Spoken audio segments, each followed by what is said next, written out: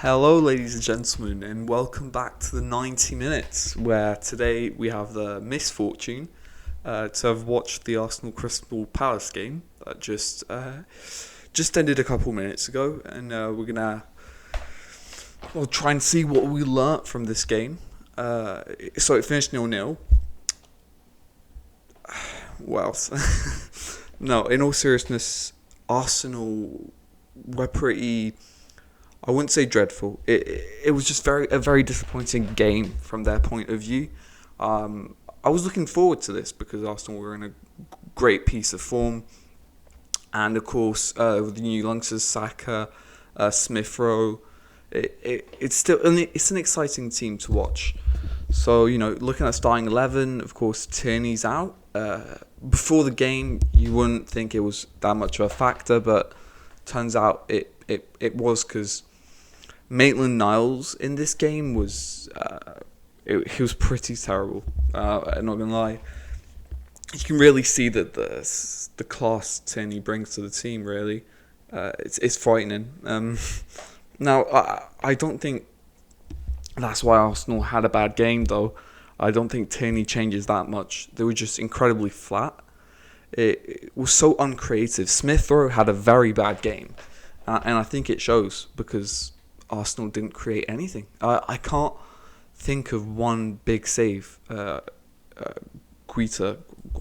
I don't know how to pronounce the name, had to do, and there were none really.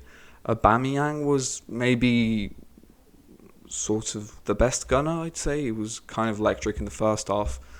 The second half died down a bit, honestly. Maybe Xhaka was the best gunner there today, but no, I'm disappointed. I think it's been 2 games now where Arsenal have been incredibly flat and have been lacking the speed and the killer instinct that they had since that Chelsea game that can put them on the right direction.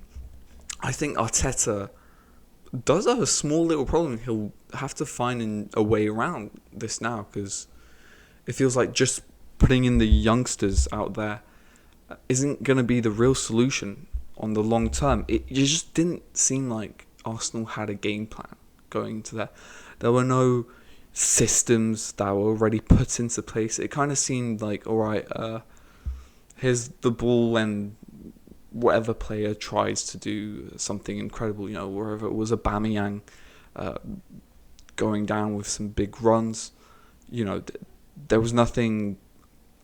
It was only individual players that were making things happen, which is a real shame, because Arsenal are better than this. And so moving now to Crystal Palace, it's you were able to see they had a game plan. It was definitely play on the counter. They weren't terrible. I think Benteke, on the other hand, I don't know what's happened to him. Benteke's been dreadful. I don't know if it's a lack of confidence. He did force a great save out of Leno, of course, the header. But, apart from that, he was useless in every counter. He wasted a lot of good opportunities for Palace. I think it was better when Ayew came on the field.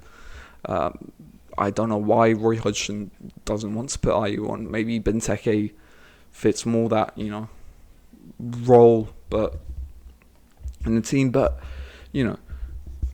Palace, you'll take a point from this game away at Arsenal.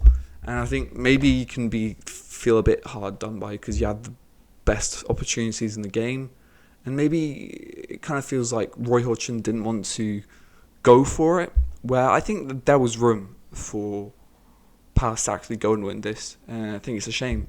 But I mean, overall, 0-0 is a fair result. It was a poor game. Nothing happened in the second half of, no.